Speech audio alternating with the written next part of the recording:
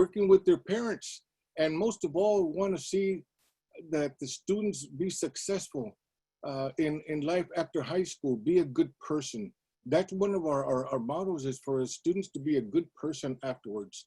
And so in the skills, leadership skills, I'm currently president of the high school board, currently chairman of the Clínica de Salud del Pueblo, past president of Hidalgo Society 6 times, past president of Brawley Little League, past president of Babe Ruth, and there's a lot of decisions that go on, and I don't mind, and I thrive on that, because I want to be part of the solution, not the problem, and that's been a goal of mine since I can remember. Be the solution, not the problem. Now, my involvement with the community as a whole, in the community of Imperial Valley, and the one that I'm more honored than anything is being recognized and being honored as a Martin Luther King recipient of the Stone of Hope. And that, like I said, really dear to my heart. Now, in involvement with our community, particularly with our parks and recreation. Why?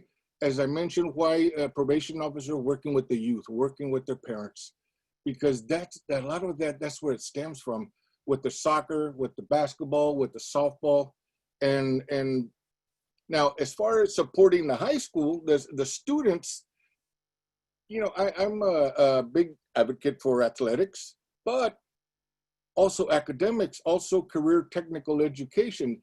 All right, Mr. Garcia, that was the 3-minute mark. Sorry about that. Oh, I didn't get a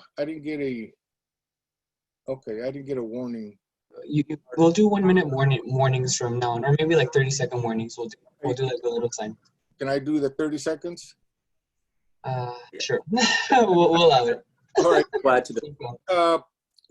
With and supporting the students with the mock trial, with the agriculture, with the Hispanic, and also with the Black History Month. So anyway, just wanted to share a little bit about myself and why I feel that I'm the best candidate. Thank you. Mr. Gonzalez, would you like to go next for 3 minutes? Yeah, that's fine. You tell me when. I don't talk as much as Rusty. Don't worry, guys. Okay, hi. My name is Joel Gonzalez. Brawley born, Brawley graduate, 1998. I'm a self-employed. I own a business in Brawley. I also own a business in El Centro. With that, being in business for a little over 10 years now, I've learned a lot. It's not my first time running for Brawley board.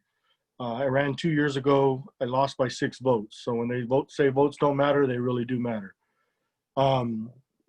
With that, I've been involved in our community, and our board now knows how much I'm involved with our community and our schools. I'm a Branding Iron Award recipient last year, Hispanic of the Year recipient from Hidalgo Society, member of the Elks Lodge. I've gone over and beyond, not just for our schools, but for our whole Imperial Valley. My heart is Brawley, but I also care about our valley. With that, being involved with students, from coaching Little League, from coaching Pop Warner, from T-ball to soccer, I've done a little bit of everything, and I know I can give back. Me being self-employed, I do see kids graduating and not ready for the real world. I want to work on that with these students. I want to be see a little bit more hands-on training with these kids to get them ready for the real world, because they're just not ready. I'm not running because we have a terrible board. I'm running because we're losing 2 good board members this year. I have nothing bad to say about our board. I think we have a great board, but I want to push. We're in a pandemic. We're tough times where new ideas are going to help our school, and that's all I'm going to put on the table is new ideas. And between all of our board members and myself, we can make things great and make things happen for our children. And hopefully we can get these kids back in school sooner than later. That's all. Thank you. Thank you, Mr. Gonzalez. Ms. Santayan, your opening statement for 3 minutes.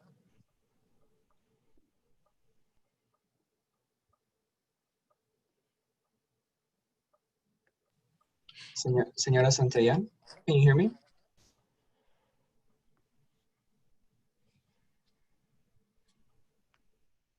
Does that do it?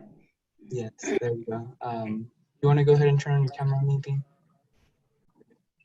I'm sorry, say that again? Do you want to turn on your camera or do you want to leave it off? Oh, I thought I had it on. Not yet. You have to Okay, hold press start video at the bottom. Just start video, I think it is. Got it? Okay. That's it. There I am. Okay.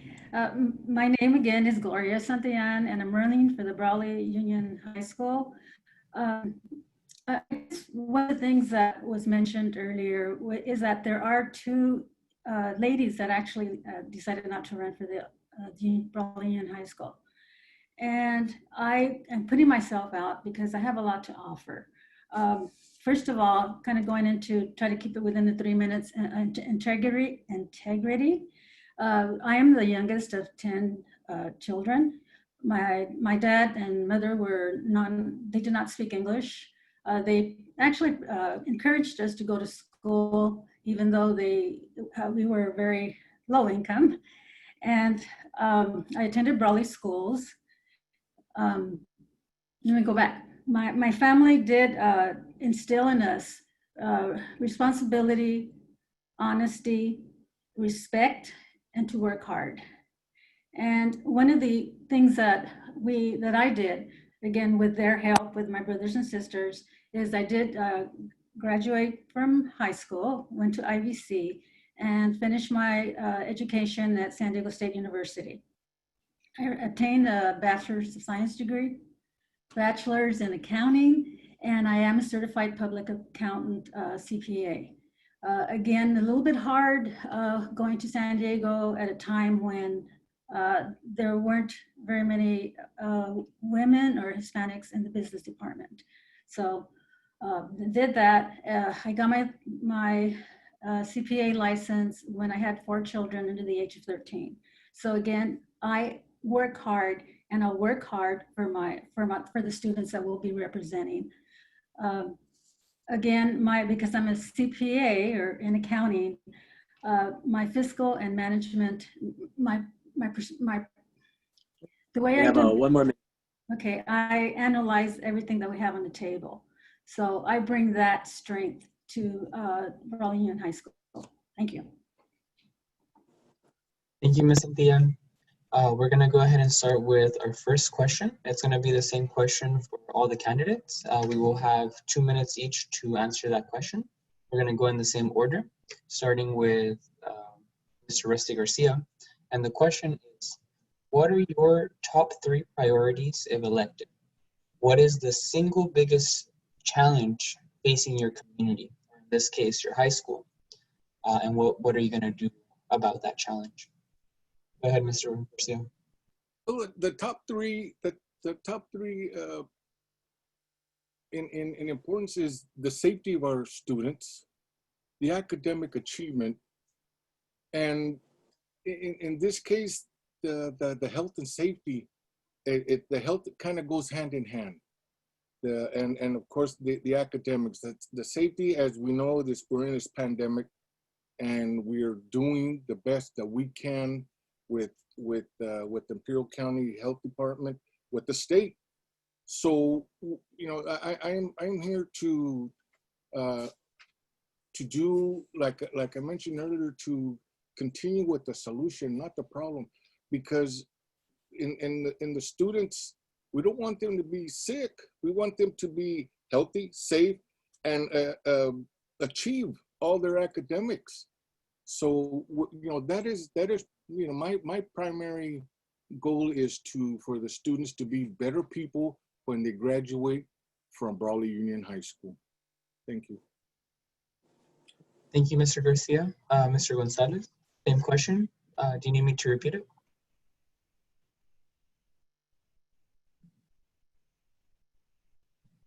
If I can unmute this thing. Sorry, guys. I'm doing this from my hotel room in San Diego. It's my anniversary. Yeah, go ahead and repeat the questions for me, please. The question was, what are your top 3 priorities? What is the biggest challenge facing your community, or in this case, your high school? And what do you do to address the challenge? Our biggest challenge right now is the pandemic we're in. Biggest challenge is how we're going to get these kids back to school safely, how we're going to get our staff to get back to schools safely.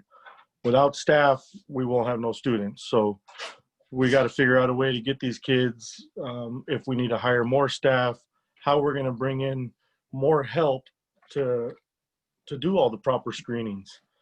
With safety being a key, I'm also worried about security. Brawley Union High School does not have a resource officer right now. With that, we need an officer on campus. Our officer left last year. It wasn't the high school's fault. Again, it wasn't our board's fault. Officer left to a different department, and the city of Brawley hasn't refilled that position yet. So the high school needs to really work with our city council to get that position filled, to get us an officer back on campus. Even with students not on campus, an officer on campus is really important, helping, knocking on doors, seeing why kids aren't showing up to Zoom. 1 minute, you said? Yeah. Okay. And academics. Although I push CTE, and that's been a lot of my campaign, academics is huge. Not all kids go to college, but a lot do. How we can work with these children to find them some more scholarships, some low-income options, stuff that we can give them to get them to travel, to get them to go to different schools, and not saying that staying stuck at SDSU and Calexico is bad, but I want my children to be able to travel. I want them to experience stuff that I did. That's it. Thank you. Thank you, Mr. Gonzalez. Señora Santillan, same question. Would you like me to repeat it?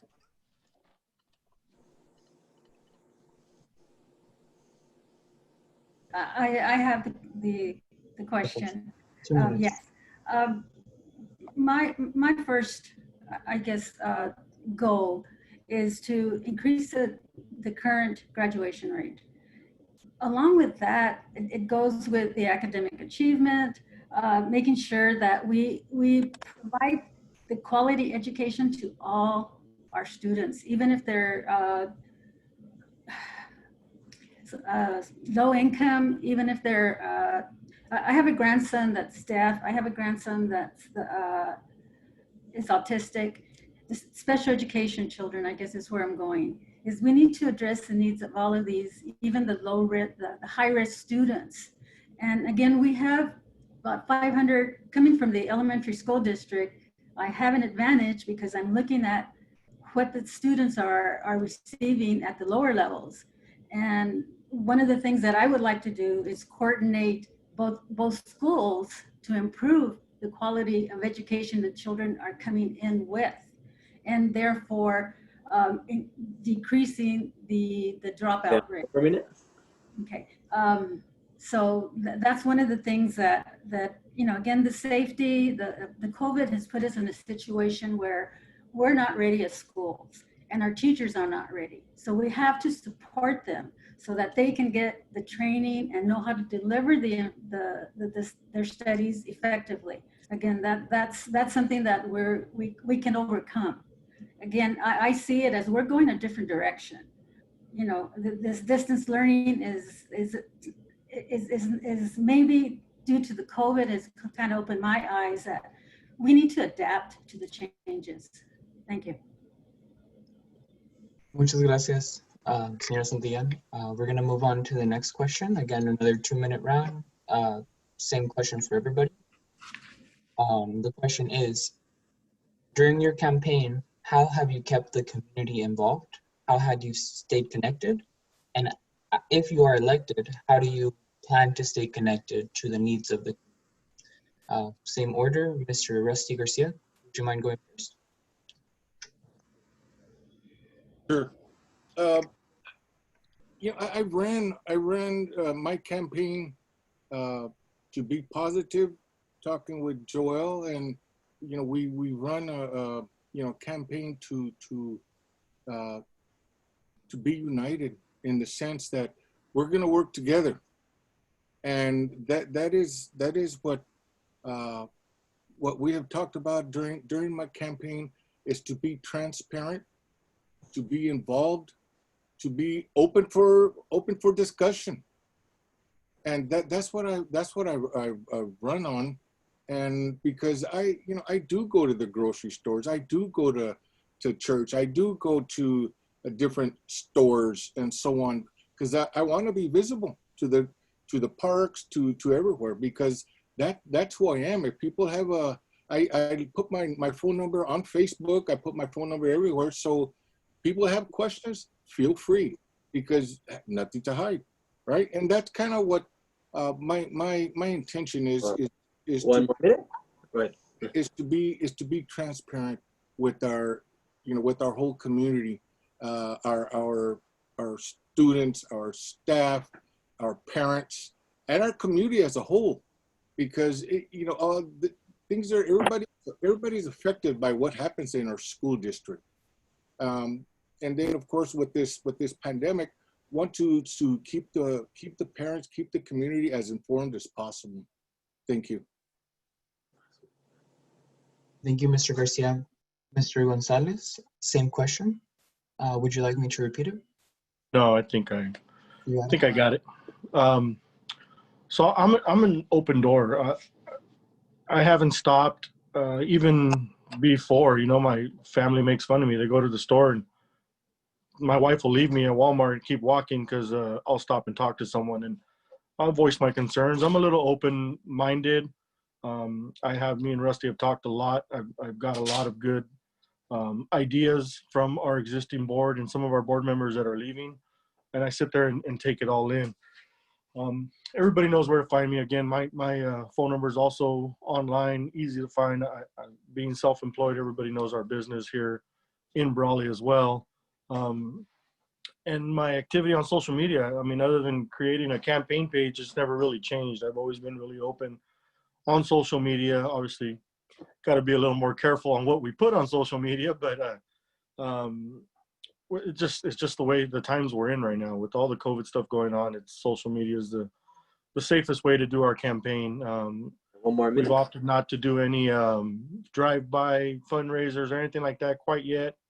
I'm kind of waiting a little bit to see if we're going to do something like that, but it's mainly all been through social media, and then we've been hitting it really, really hard. So thank you.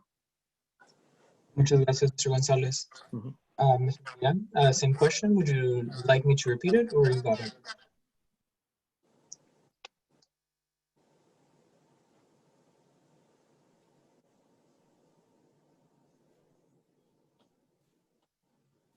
I guess one of the hardest, some of the ways that I've reached out are when I first started, I got a list of all my friends and all my schoolmates that I went to school with that are retired teachers at this point, and asked them, I told them I was running, if they had any ideas or any questions, that I was open to hear them and try to, I'm open because I listen to people.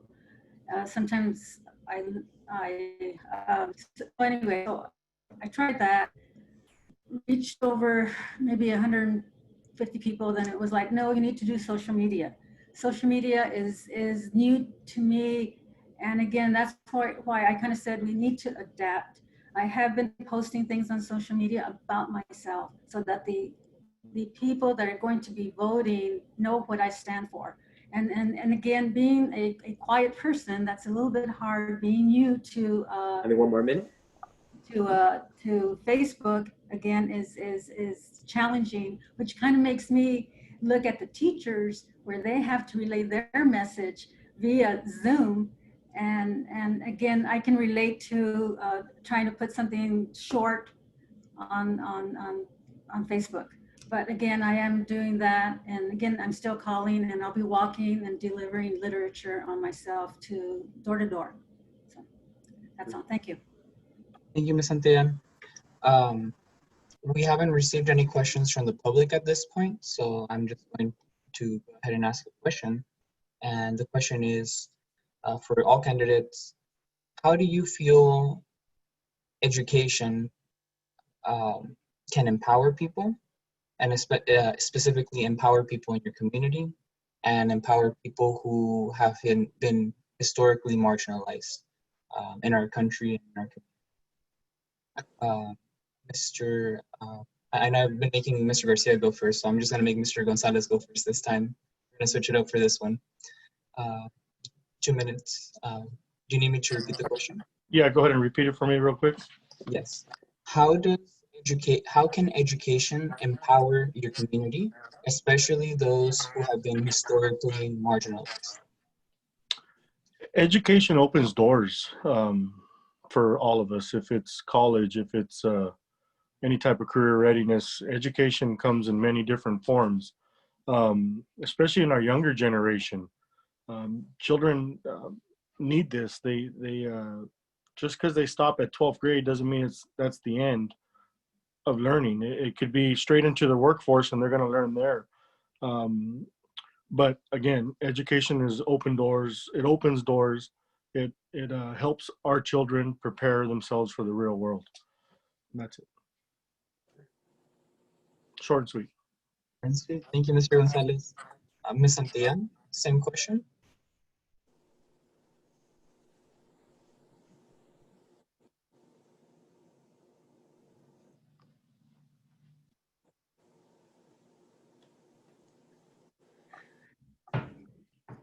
I found education.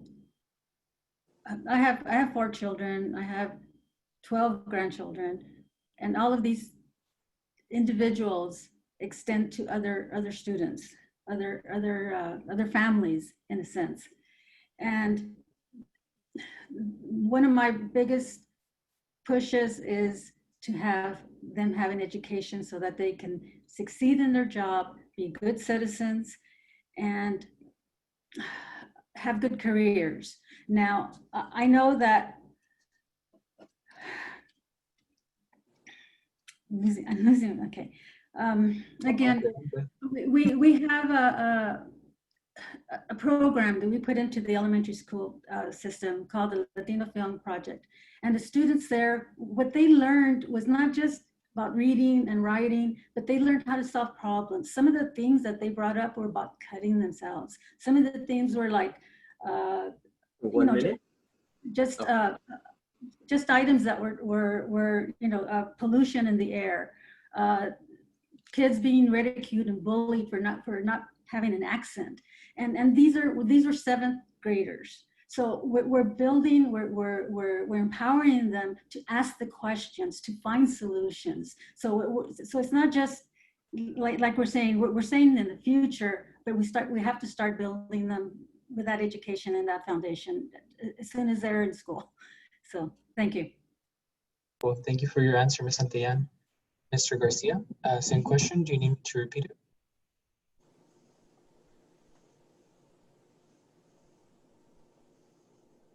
Would you please repeat the question?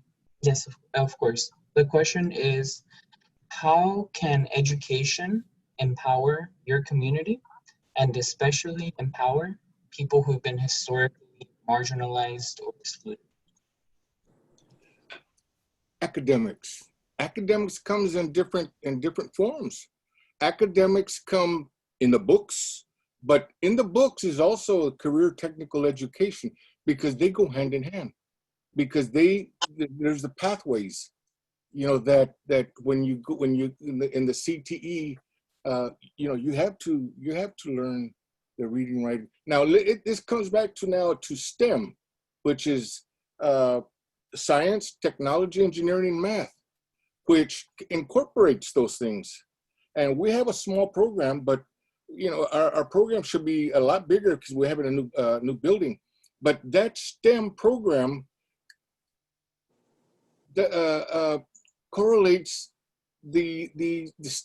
correlates the academics and correlates the CTE, because as a doctor you need to know science, you need to know math, you need to know a little bit of engineering. Same as a welder. You need to know your angles. You need to know the substance. So all that, it goes hand in hand. And as far as you talk about marginalized, everybody has a chance. Everybody has a chance to learn, whether it's solely in the books, solely in a career, but academics goes together hand in hand. Thank you. Muchas gracias, Mr. Garcia. We're going to proceed to the final portion, which is the closing statement. And we're just going to go again in another random order, 3 minutes each, closing statement, starting with Ms. Santillan.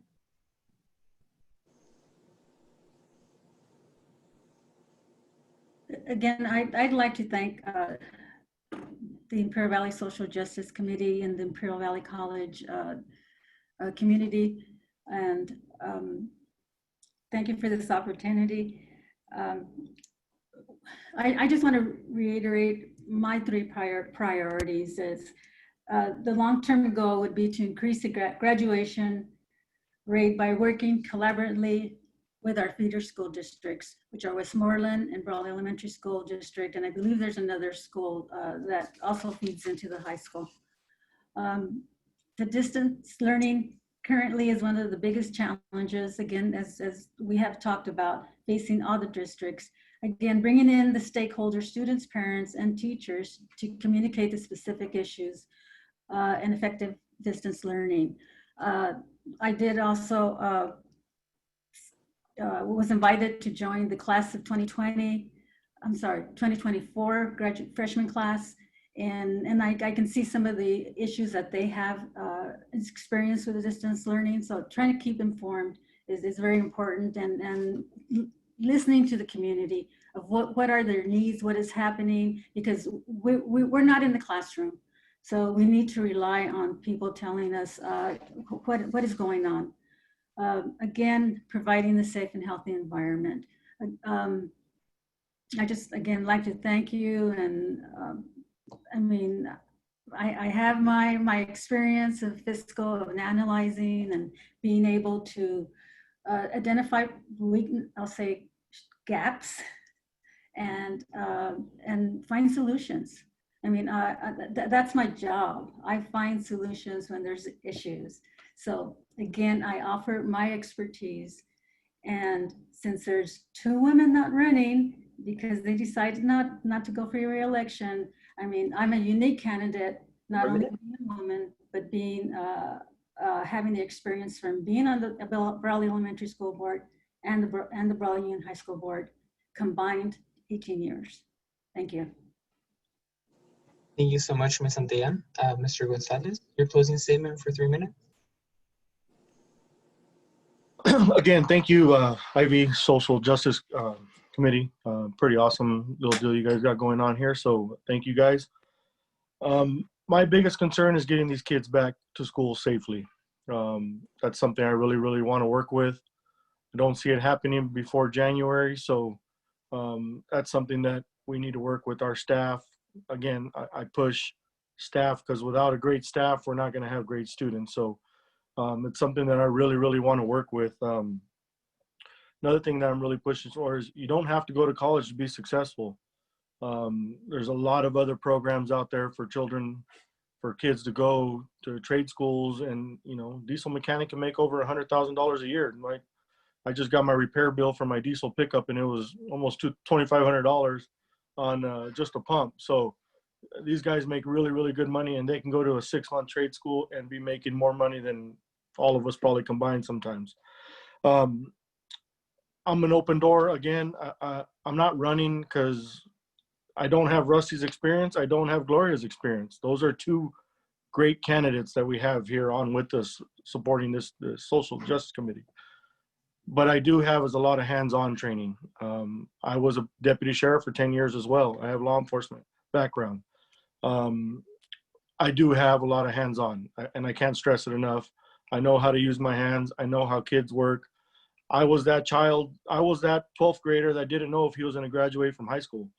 I was that guy in '98 that wasn't ready for the real world. And if it wasn't for my father teaching me how to use my hands, I don't know where I would be right now. And I want the school to be ready for that. I want the kids to be, I don't care if they become, if they're starting baking, as long as they're ready for the real world is something I really, really want to push. And again, thank you guys. That's it. Thank you, Mr. Gonzalez. We appreciate your participation. Mr. Garcia, would you like to give your 3-minute closing statement? Yeah, thank you. Again, I'd like to thank Imperial Valley's Social Justice Committee. And as Mark mentioned, that taking that time from your Saturday, what I get and what we put into is to support our staff, our administration, our teachers, all our staff, and security, because we can't have them think that they can't do their jobs because we don't allow them. The carpenter without a hammer, so we have to, we must provide them with backing, because in reality, they are our eyes and ears of the district. Yes, we have the stakeholders that we get input from, but bottom line is our administration, our teachers, our security staff, our cafeteria staff are crucial.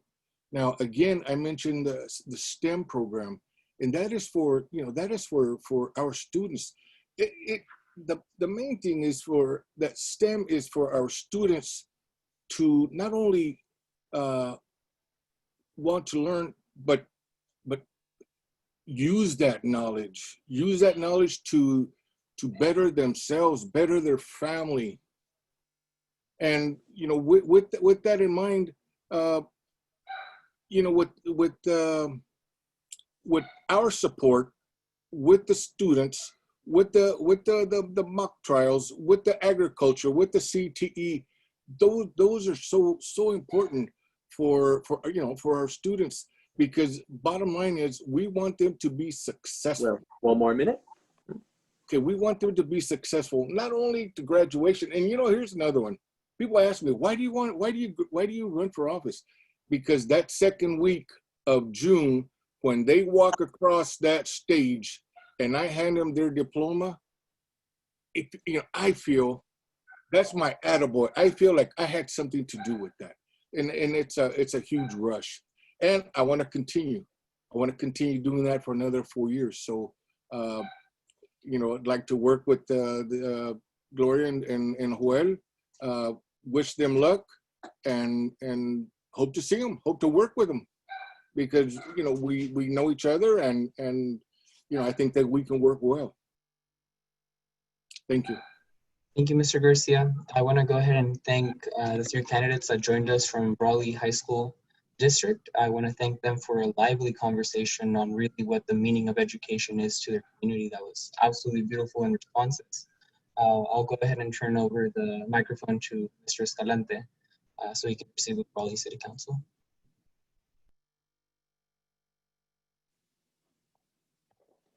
All right, well, thank you, Raul. I just wanted to make sure 100% that Ronald Gray was going to be with us today. I'm going to just check through the participants and see if maybe you could chat. I see there's a phone number. Let me go ahead.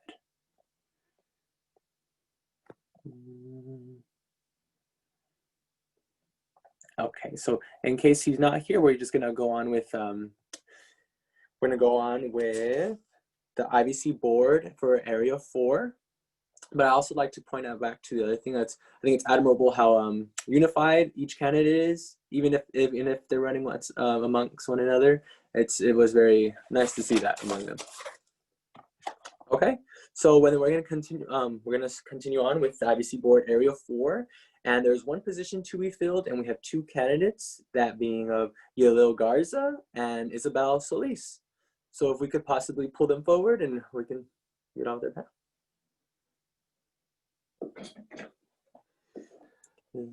Sorry, Johnny, I thought we were doing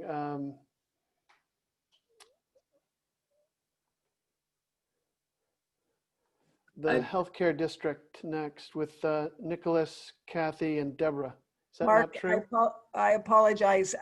We switched the order and I was just about to send you a note and we ended up running out of time. Marlene switched it around, I think, if Mr. Gray wasn't here. So, so if you don't mind, can you switch it over to the IVC candidates and then we'll do pioneers last.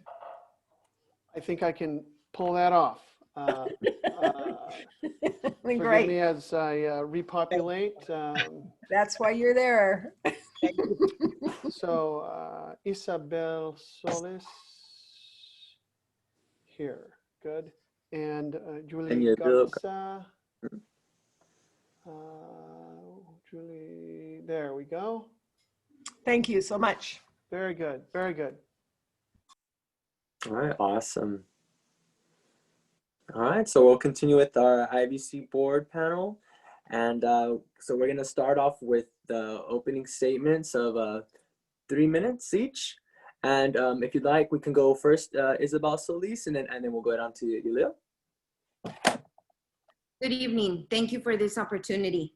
Me gustaría dar la bienvenida a todos ustedes que hablan español. Gracias por compartir con nosotros esta noche. I'm Isabel Solis, and I'm running for IVC board. I attended schools in Brawley. My family immigrated when I was 5 years old. So I'm an English learner, first generation college student. I graduated from BUHS in 1989.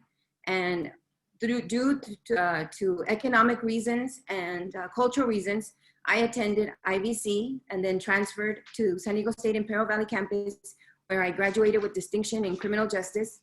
I was hired through the CYA, but my job was gonna start until the winter. So I did take the CBEST and decided to do some substitute teaching.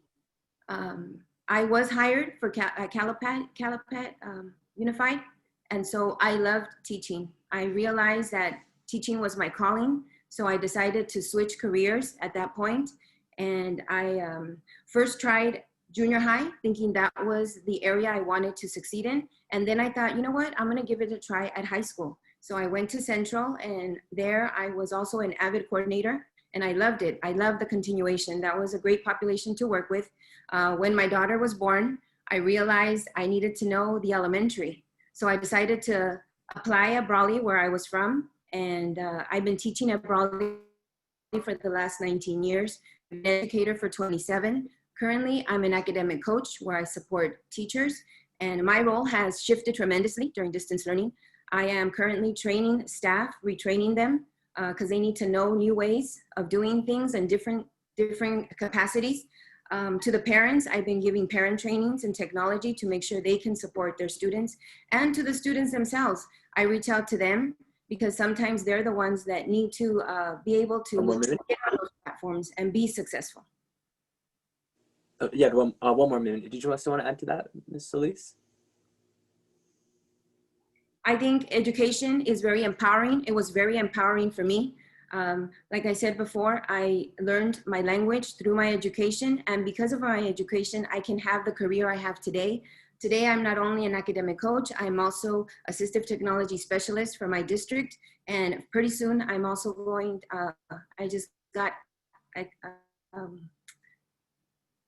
I'm going to also the district lead for induction, where I can work closely with those teachers who are ready to get their teaching credential from the state of California.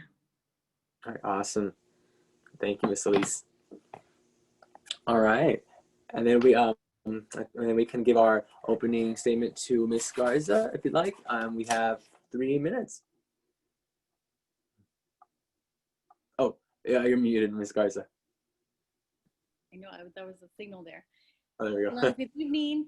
And first of all, I want to thank the Social Justice Committee for just bringing us all together and making us aware that we all need to be aware of social justice and racial justice during the time that our country is needing some guidance.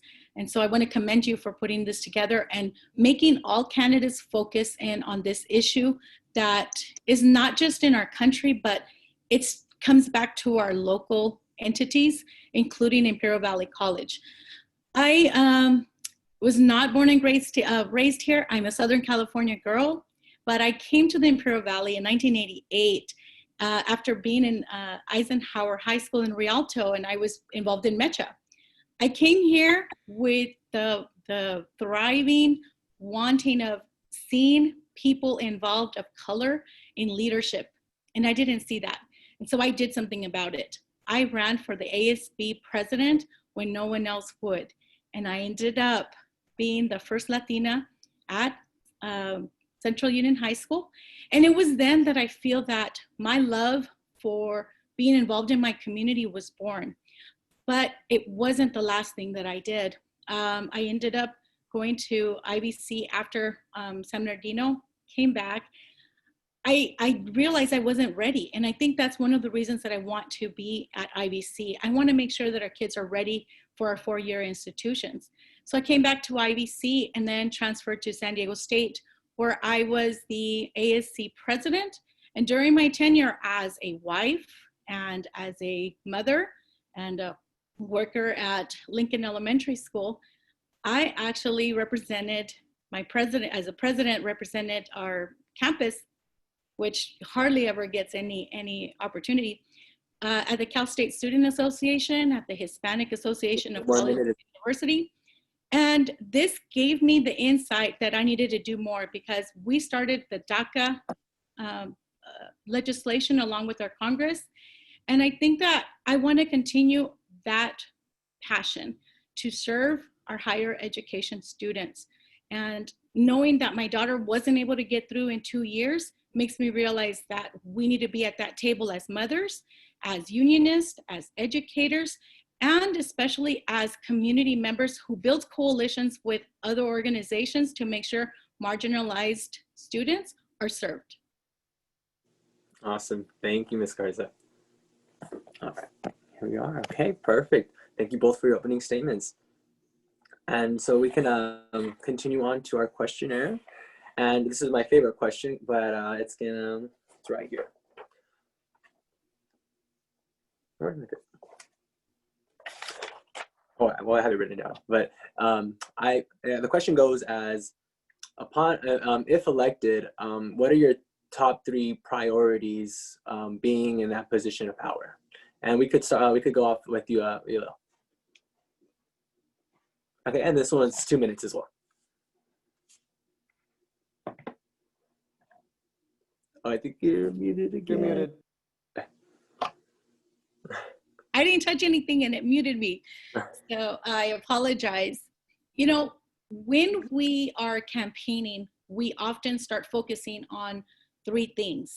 And I really believe that there's more things to do, but when the student-centered funding formula came into effect in order to fund higher education, I think that became the center focus for everyone at Imperial Valley College, because we knew that our marginalized students were not being served. We knew that we needed to be their North Star.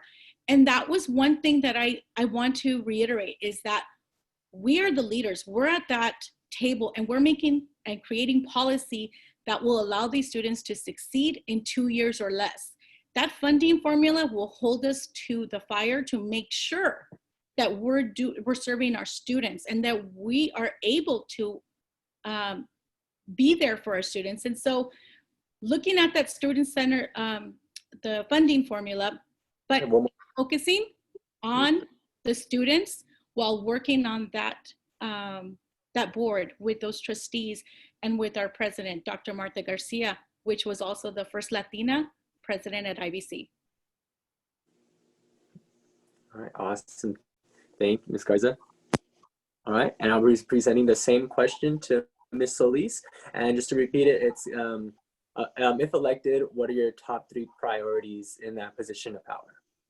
Thank you for this question. Since I started campaigning, I thought it was important that the constituents knew exactly what my platform was. Number 1, it's to increase partnerships with universities for co-enrollment opportunities.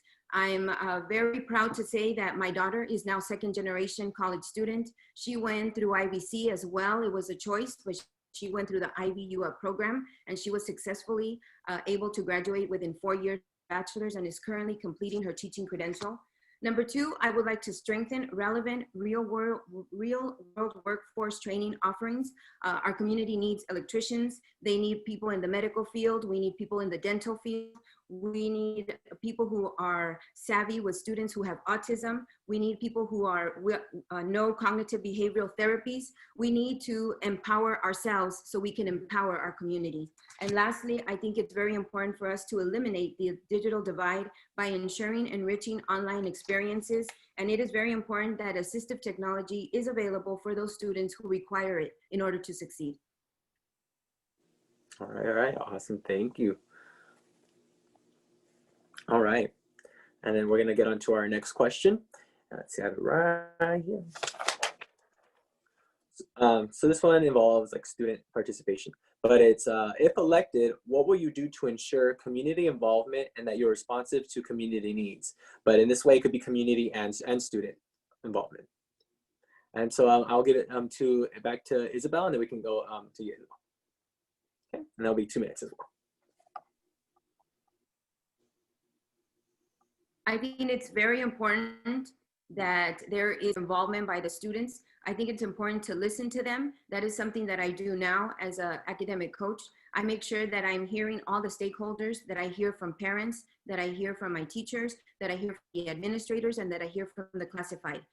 Just a couple of weeks ago, I met with the faculty, with the part-time faculty, and shared with me their concerns, their issues, and I would do the same. I would hold meetings and make sure that I know what they are worried about, what are their concerns, what is it that they want to see changed within the organization. It's important to be open. I think it's important to provide for them, because if the platform is not provided, then how will they be able to express those feelings and those thoughts and those concerns?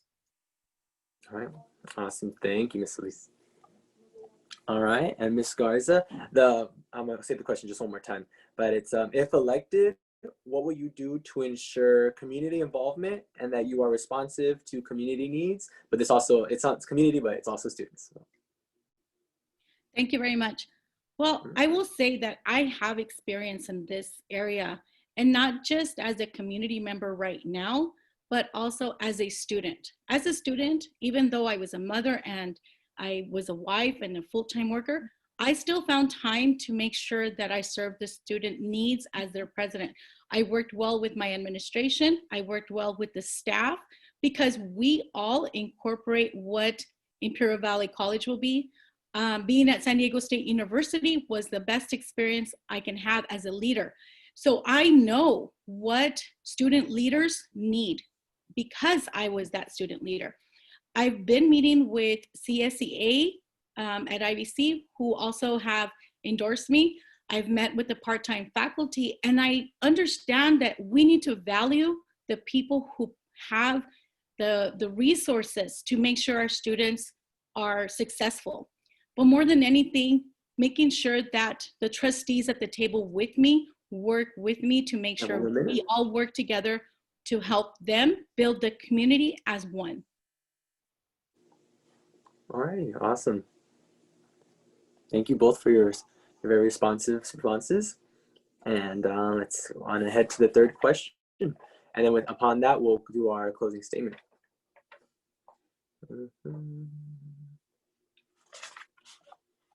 Let's see. It's one that we haven't answered just yet.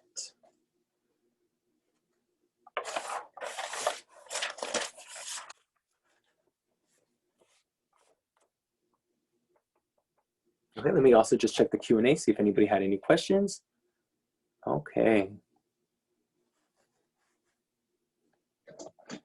All right.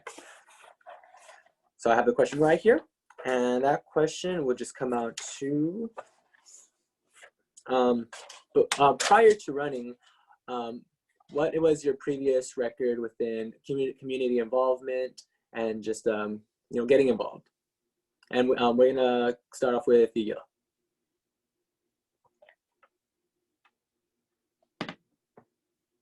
Oh, I think it keeps muted. Oh, there we go. And how much time are you giving us for this one? Because I could go all day. Oh, this is 2 minutes. Okay. Well, my involvement with the community has been active throughout my life. You know, being involved requires you to have the DNA to want to create change, step out of your comfort zone, and making sure that you're building partnerships. And one of the partnerships that I started off with just recently in these past 7 years is after forming Mothers and Men Against Gangs Coalition with the Imperial County Gang Intelligence Coalition and CASA and the courthouse. We were helping each other serve the needs of foster children and giving them a friend, a smash bro bear, to make sure they felt comfort. Now, that's just one area that I can talk about, but I'm also involved at my union. I'm part of the Women's Caucus. I'm part of the Hispanic Caucus, the Black Caucus, representing at the NEA as well as an elected delegate. I think it's involved that we're not just center focused on where we work, but outside of our working environment. And that's what I do since I was a kid, and I will continue to do as an IVC Board of Trustee member, is making sure that I am the voice of the voiceless by creating bonds together. All right, awesome. Thank you, Ms. Garza. All right, and we'll give it to Ms. Solis. And the question was, prior to running, what is your history of community involvement, or involvement in general? From the beginning, I've always focused on empowering individuals from the bottom up, excuse me. I always like to make sure that I assist those that need some assistance. As a migrant student, I got a lot of help from my mentors, and so I'd like to do that for them as well. I am actively involved with DLAC in our schools. Also in the summer, I focused on the census, keeping in mind the social distancing. I went ahead and we did a lot of walking in Calipatria, in Westmoreland, and in the underserved communities in Brawley. We made sure that those people, the people of the community, were aware of the purpose of the census and how important it is for our organizations like our schools and those monies. During the summer, also through the pandemic, I worked with the coalition with Comité Cívico and Social Equity and Justice, focusing on the health department to make sure that services are provided for the underserved, underprivileged, and that in the material was going out in Spanish. The social media was also provided in their language. I think it's important that when we are leaders, we focus on those that need assistance and the underserved in particular, and it is my community. That's why I always say, I am one of us. It is my community, and it is. All right. All right. Well, thank you, Ms. Solis. All right. And to wrap this all up, all we have left is our closing statements. And Ms. Solis, I'll let you end off with that. And this one's for 3 minutes. Thank you. Millions of California students enter college each year. Unfortunately, only about a half of those entering complete a college education. As a trustee for IVC, I will focus on the following 4 principles. Preserve access. Every eligible student who wants to pursue a higher education should have the opportunity to do so. Maintain affordability. College dreams need to be a reality. They were for me.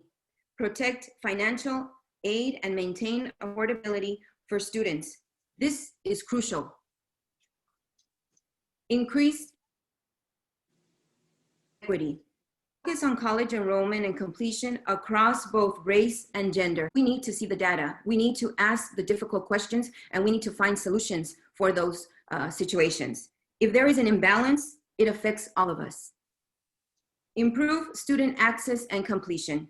Ensure that more students complete a college education so our community can have the workforce it needs to maintain a strong and vibrant economy. I have a child right now. My son is 16 years old, and he is a senior at Brawley Union High School. And I think when our children are getting close to graduation, we tend to ask them, are you ready for college? I think it's time we rephrase that question and we look at ourselves and we ask, is IVC ready for our students? Awesome. Thank you, Ms. Solis, for your closing statement. All right. And Ms. Garza, if you'd like to close up with your closing statement of 3 minutes as well. Thank you very much. You know, I truly believe that when we speak from our heart, we know what we're doing because we have been living in that reality. As an underserved student, I made sure I took advantage of EOP during that period of, being in college. But I also think about now, where are those different programs that we're going to make accessible to our students?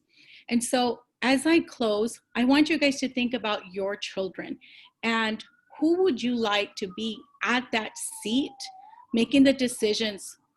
I would want you to pick me.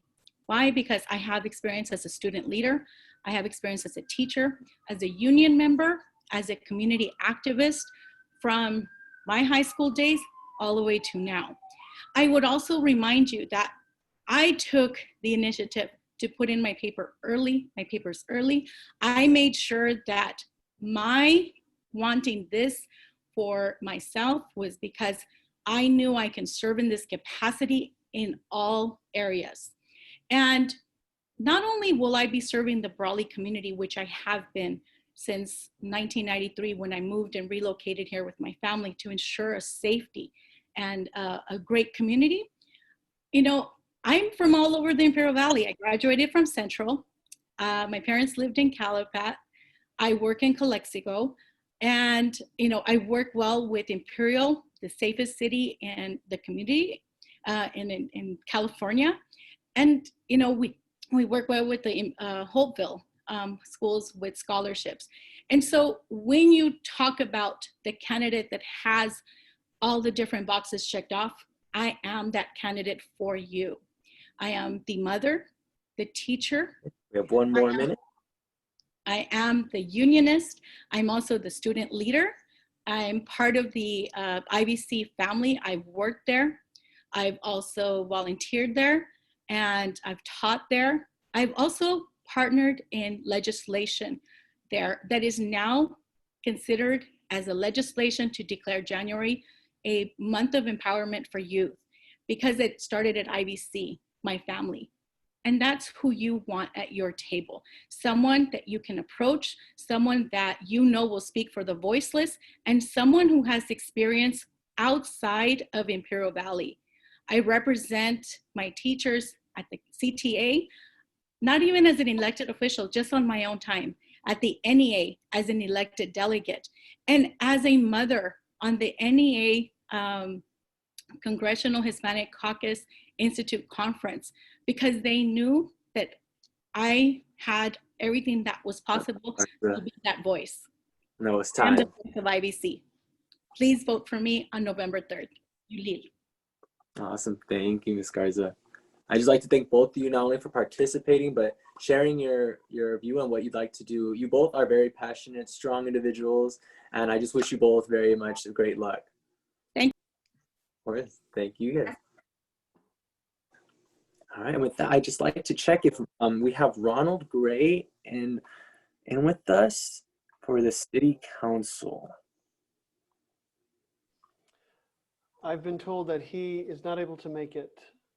Oh, okay, no problem at all.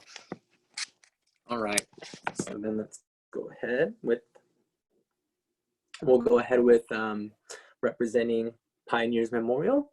And I'm gonna pass over the mic to Raul. We'll start again with the same format. 3 new candidates, Mr. Nicolas Aguirre, Ms. Katie Alcantar Santillan, and Ms. Deborah Smurden. Please verify that I pronounced that correctly. We'll start with opening statements of 3 minutes each, starting with Mr. Aguirre, if he's present. Mr. Aguirre and Ms. Santillan are present. Ms. Smurden is not able to make it. Okay, thank you. We'll start with Mr. Aguirre.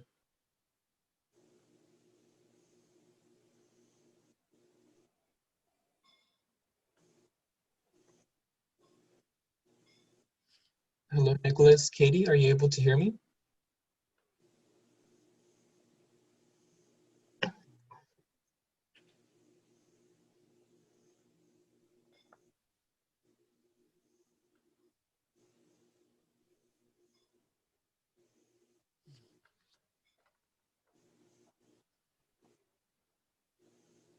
Can you hear me now?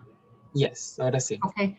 I muted, but I shared screen. It doesn't come in. So I just go ahead and start video, correct? Yes, correct. Yes. Okay. So I Would think, you, I would think you like Nick, to go first? let me see what I can do here. Okay. Sure. So we have, so that's just Nicholas and myself, correct? Yes. Okay. Well, I'll be working with the screen, see if I can get it on, but sure. Thank you very much, Paul, for your help here, and the Imperial Valley Social Justice for having us here and all the partners that they have. So thank you very much. Good evening. My name is Katie Alcanta Santillan, and I'm running for re-election for the position of Board of Directors for Pioneers Memorial Hospital District. I'd like to share a little bit about my background, and I'm very proud of it. I hear about minorities and I hear that there's not enough of this or not enough of that.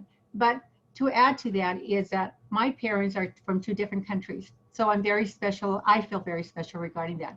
My father coming from the Philippines and my mother from Mexico. So that was kind of an odd couple because my dad didn't know how to speak Spanish and my mother didn't know how to speak English. So that was just really, really nice. And they taught us a lot of value in our lifetime. And I'm very, very happy for that. Giving you a little bit of my background and why I feel that I am qualified and have been on for 24 years. First of all, I had 2 great health centers that paved my way to being in the health field. First of all, it was a Clínica de Salud. I spent there 6 years, and then Pioneers Memorial Hospital, which I was there for 5 years. I'm also a business owner with several business services, providing services to the community of persons with developmental disabilities, which are autism, cerebral palsy, epilepsy, intellectual disabilities, or other disabling conditions in the counties of Imperial, San Diego, and in the San Francisco Bay Area that includes 9 counties. Throughout the 24 years serving at Pioneers Memorial Hospital, I have been involved and I saw the many challenges that our hospital district has been through. We had medical trends that change. We have to be up with them. We have to be with regulations. We have to have financial reimbursements. We need to know how to handle that. And having worked in the field with the clinicas, I did billing. I was a supervisor for a home health agency and was involved in quite a bit. Not any different when I went to work for the hospital also. I have the pleasure of being involved in the growth in the services that we've had from the time that I started back in 1996 to current. Right now, we have 2 rural health clinics, one in Calexico, one in Brawley. We also have the Cancer Institute, specialty clinics. We have the Center for Digestive and Liver Disease, Surgical Health, Therapy Solutions, Women's Health, Vascular Center, and the Wound Center. Just recently, we partnered with Rady's Children's Hospital, so we will be offering services at our Pioneers Health Center. We are also in the final stages of our cath lab, which we've been going through it for the last couple of months. Then we have to have several federal or state agencies coming in to give us a go ahead. Okay. We have other services that we will be expanding to. If reelected, I will ensure that our hospital will be able to complete our future expansions. But with the COVID-19, it's brought a challenge time for all of us, who all must adjust to our daily living, the economy, the health restrictions, and abiding by it. Having to assist and be able to bring resources to Pioneers Memorial Hospital with personal protective equipment, medical personnel, and the financials, that is very important for me to do. All right, Katie, and that was time as well for the 3 minutes. Thank you. Thank you. Mr. Aguirre, would you like to give your opening statement for 3 minutes? Nick, you have to unmute. Unmute. Okay, can you hear me now? Yes, we can. Yes, we Okay, can, can you see me now? Okay. Yes, we can. Well, yeah, I'm also on the board, just like Katie is, and we've gone through some significant changes and good services. Okay, and I'll just indicate that I'm Nicholas Aguirre, running for the board, and I would continue what we're doing for another 4 years. I feel like we have the experience. I'm an IVC graduate, got my RN through IVC. I went to San Diego State, Dominguez Hills, and Long Beach State. I got my master's in nursing from Dominguez Hills. I attended National University for my master's and University of San Diego for my nurse practitioner. I've worked at Pioneers for 31 years. I worked for a small stint for El Centro Regional Medical Center. And I also worked for Heffern District when they entered Calexico Hospital. So vast experience there working with different people to make things go. I'm a lifelong Brawley resident. I was a farm laborer on the weekends, so I could get a little money for the weekdays. I am a veteran, United States Navy. I served in the Mekong Delta in 1969. I also became a hospitalman that year. Oak Knoll Hospital is where I worked in Oakland area, and San Diego Naval Hospital, just next door to us. So one of the things that I just want to re-talk about, Katie gave an illustration of what things have been done in the last 4 years. 5 years ago, we were talking about getting a cath lab at Pioneers Memorial Hospital. We are a 107-bed facility, a real small facility. One more left. And one more. Okay, so we got a cath lab, we got a neurosurgical suite, and we got a women's center going on. These are 3 accomplishments, okay? We have chest pain certification, we have CCS, and we have a relationship with Rady's and Scripps, and also the Association of California Hospitals districts in California. So we continue to work hand in hand with Scripps Memorial. And that is the opening statement. I want to continue quality healthcare and compassionate service for families of the Imperial Valley. Thank you. Thank you, Nicholas Aguirre. We're going to proceed with the questions. The first question is, we will have 2 minutes each to answer the question. The first question is, how have you ensured local community needs and local community voices of all backgrounds have been included or heard in your campaign? And if elected, how will you continue to listen to those voices? We'll start again with Mr. Nicolas Aguirre for 2 minutes.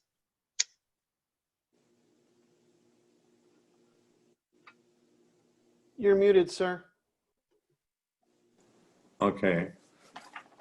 I have been accessible to the community and will continue to be available by phone, email, and in person.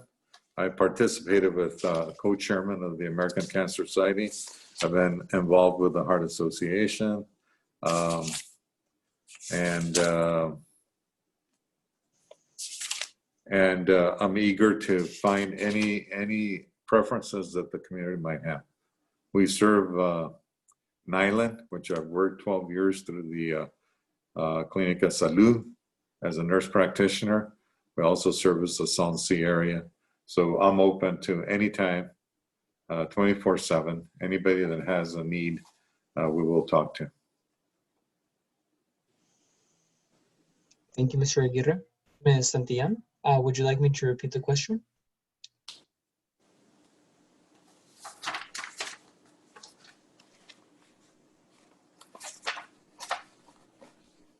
Would you like me to repeat the question? Yes. Yes? Okay. Yes. The question is, how have you ensured that local community voices and local healthcare needs of all backgrounds have been listened to in your campaign? And if elected, how are you going to continue listening to those voices? I'm accessible and have been accessible in my 24 years. I have met with the public, regardless if it's any type of agency that wants to meet with me.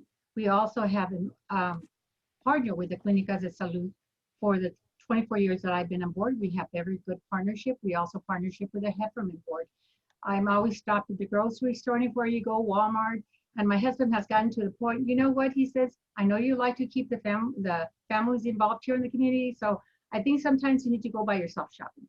So I do, because he enjoys being with me, but then he doesn't want to interrupt me or anything like that. So He's been very, and I'm very thankful that he's been very understanding in everything that we have done. Even when we started our business, he was always a person behind me, always supporting me. Usually we say it's a woman behind the man. Well, not this time.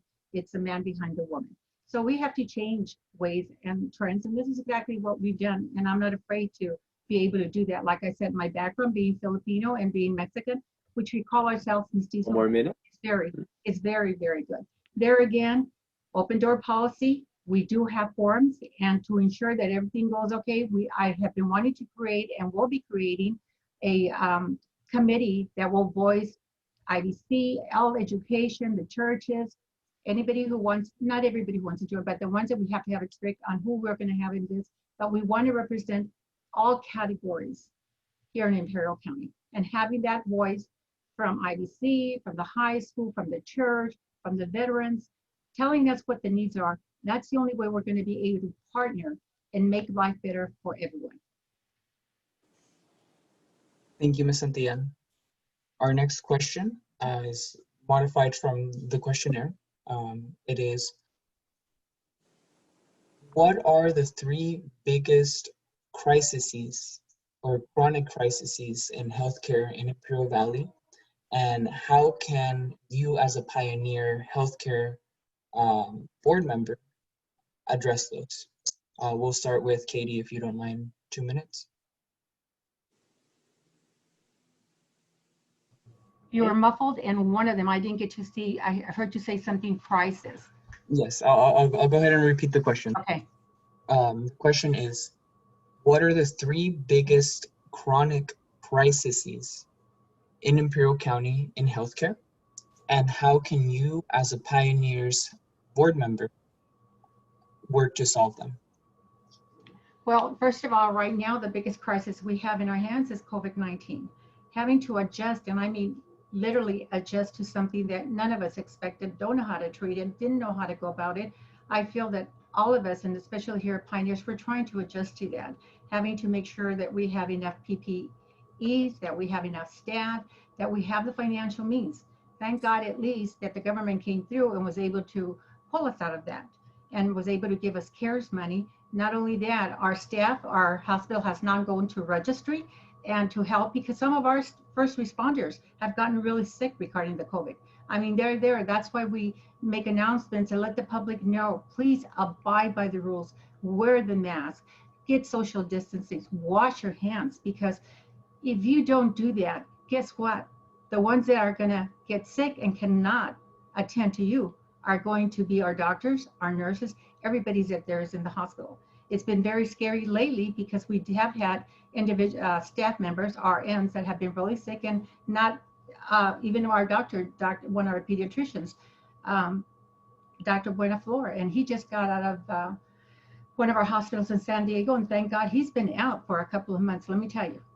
And so we have to help each other, partner up to listen what we have to do in order to help ourselves. Other than that, if we can't, this is the number 1 crisis that we have.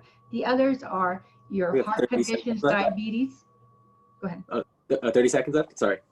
Diabetes, and there's an array. So can I just say 3? We get hit on all sides, and we have to learn how to adjust and work with that. Thank you. Thank you, Ms. Santillan, for your response. Mr. Aguirre, same question. Would you like me to repeat it? Okay, the 3 top priorities of elected. Okay, and I'll get it from the questions that you gave me earlier. Okay, access to healthcare services remain critical. And to ensure this, the board must oversee the current services offered, new services needed, and the financial viability of Pioneers Memorial Healthcare District. As a board member, I would do that. Second is assessing the current COVID-19 management, and also remains critical. The board must oversee the operational support for testing and caring for those with the virus.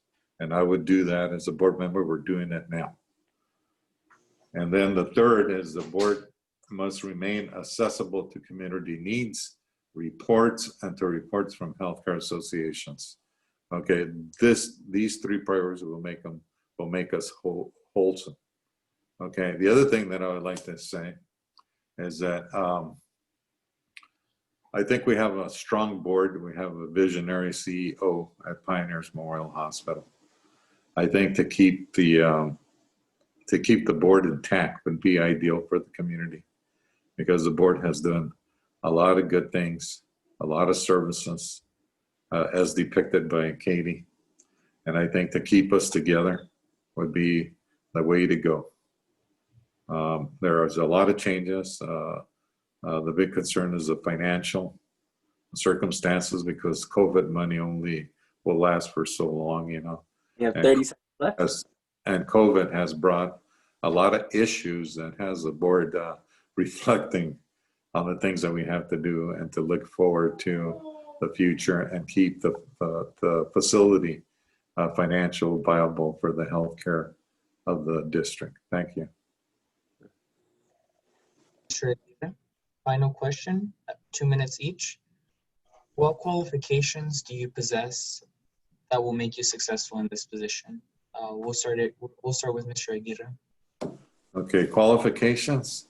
Okay, 5 years on the board has made me qualified to be a board member. My education, starting as a laborer, field laborer on the weekends to draw a little money during the time that I was going to high school. I represent everybody. Healthcare is everybody's issue. My experience in the Navy, in a war zone, with hospitals, and on land with the United States naval hospitals in San Diego and Oakland and Oakland, has given me a vast experience. My nurse practitioner practice with the Clínica Salud also taught me to be specific with diagnosing and ordering anything that the patient would need to get the treatment right on. You have to be precise as a board member, and I think I would be a good candidate to continue on the board and to meet the mission statement of the hospital, and that's healthcare, quality healthcare, and compassionate service for the Imperial Valley. Thank you. Thank you, Mr. Aguirre. Same question to Ms. Santillan. What are your qualifications that will make you successful? Having actually 24 years on the board, my education and my background, having to come from 2 different cultures, and having been actually raised in the fields, our vacations were actually starting from school, and in the weekends having to work in the grapes, following it from being 5 years old to 19 years old. And I remember the kids in high school would make fun of me because, oh, Katie, look at your knees, they're all burned. And my skin would peel off. And, you know, I was a laugh, but then I would turn around and say, hey, you know what? Fine. But look at this dollar. This buys me food, and this buys foods for my friends. And they wouldn't say anything more. So for that, after that, they didn't say anything more because I worked hard. My parents taught me the value of what a penny was at that time. And so also I have a bachelor's of Science in Business Administration, and having my 2 great mentors and health centers that I work for, the Clínicas de Salud and Pioneers Memorial Hospital. Also being from a military family, my brother Raymond Alcandra, who is a 100% disabled veteran, losing his clavicle shoulder, his right hand, half of his ribs, and the use of his right hand. My husband was in the military when we had our 2nd child. My husband was not available. He was in Germany serving military at that point.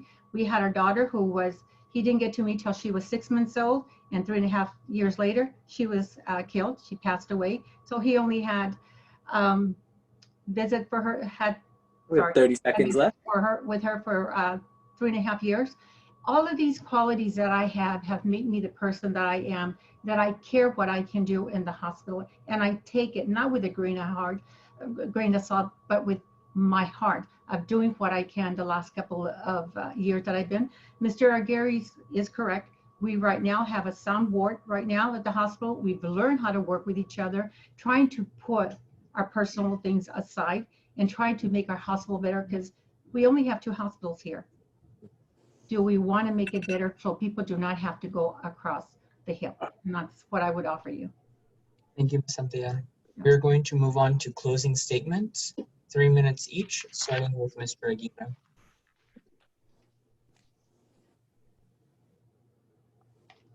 Okay. So closing statements. Okay. So it's been a wonderful experience to sit here on Zoom with the Social Justice Committee. Okay. I think I've said everything that I needed to say earlier with your questions, you know, but I am a candidate. I want to continue 4 more years on the board. I have the free time being retired. I understand the complex of running a hospital. I've worked in each of the departments. I've been a nursing executive at Pioneers. I've been a nurse in the ICU as a director. I've assisted or worked with the planning of expanding the ICU in 1986. The Phyllis Dillard, which is natal ICU and deliveries well, the delivery situation. I was involved with the expansion of that area. I was involved with the emergency room. Okay. And the other things that I illustrated, like hard cath and the neuro surgical suite. Okay. So we have an ideal hospital here for quality healthcare. Little hospital with 107 beds has all these services to render to our community. So to be a board member, to continue 4 more years, would give me a chance to, an opportunity to work on budget, work on services that are needed, and to once again be available to the community and their times of needs. Thank you. Thank you, Mr. Aguirre. Ms. Santillan, 3 minutes for your closing statement. Oh, well, you're currently muted, Ms. Santillan. Okay. Thank you. If re-elected, I will ensure and try to assist in whatever we can within our grasp at this point. Can I always say, can I promise and say, yes, we're going to do this and that? No, I will try to ensure what we have. Because you have to realize we have one board member and each one has a vote. There's 5. So everybody can be different on how they're going to vote. So I will try to ensure that we can have the best quality care outcomes that we have in our hospital, be able to have the staff that we need, to have the financial means that we have. Having been on the board for 24 years, I saw a lot of changes. You cannot change history, but you can learn from history and bring that forward, because a lot of new candidates they come in, they don't realize the challenges. You learn as you grow. I have to say that when I came on board, I learned, but the good thing that I had behind me is that I had experience on Title 17, which governs the hospital and governs the home health agency, which I ran. So that experience helped me to understand the regulations and understand the health needs at this point. Having to work with the developmental disabled children right now throughout the state of California, being accessible to the public, and not being afraid to push for perseverance and hold on to what we believe and what we need to do to speak for the unspeakable, the ones that are voiceless, the ones that don't know any better of what they can do of the services, to ask for services that they can end up getting. Let's be there. Let's be there for everybody, the ones who can speak and the ones that can't speak for themselves. Let's help them. That's what we're there for. And if elected, re-elected, we will continue. I will continue to do that. My doors are always open. My office is right where everybody can see it. I have a brand new office. Running a multi-million-dollar company has made me with what I am, and I was able to do that without no backup from any bank. Now that we made our building within the last 2 years, we got backup from the bank. But for 35 years, I run a business without being private. Excuse me? Oh, we have 1 more minute? Okay. So I think I've accomplished a lot coming from a very poor family, and our family was only made up of 5. We didn't have relatives in this country at this point right now. So I've walked through a long path, and my husband has been my partner. Our children now are running these companies that we have of close to over 5,000 employees and 5,000 clients. I'm very proud to say that, because I always kind of kept quiet about it. A lot of the community didn't know about it, what we did and what I ran and what we have in our company. Well, now you know, we provide services for the developmental disabled throughout the state of California, which I'm very proud to be a part of, and very, very humbled to have done that and been able to do that. not any different with the hospital. I will do the same thing too. Thank you. Thank you, Ms. Santillan. And that concludes our section on Pioneers Memorial Healthcare District election. And I believe that it includes also the rest of the forum as well, if I'm not mistaken, Mr. Wheeler. That is correct. Amazing. Thank you everyone for participating, audience, candidates, and our beautiful panel. Thank you. Thank you And very much. my thanks to the students, Raul and Johnny, for their leadership and their hard work throughout the day. They started this morning at 8 a.m. and they've been going all day long with us. My thanks to the candidates, to the leadership of the Social Justice Committee, and to all those who attended. San Diego State University Imperial Valley is very grateful to be a part of this and to have had the opportunity to help host this. Gretchen, Marlene? And Dean, we would like to thank you for hosting, San Diego State University IVC, Imperial Valley campus, for hosting this forum. We greatly appreciate it. Thank you. Good luck to everybody. Thank you for supporting democracy in the county. Thank you. Well, first of all, buenas noches, everyone. Buenas noches. Thank you all. From the other ones. I don't understand. They can hear you.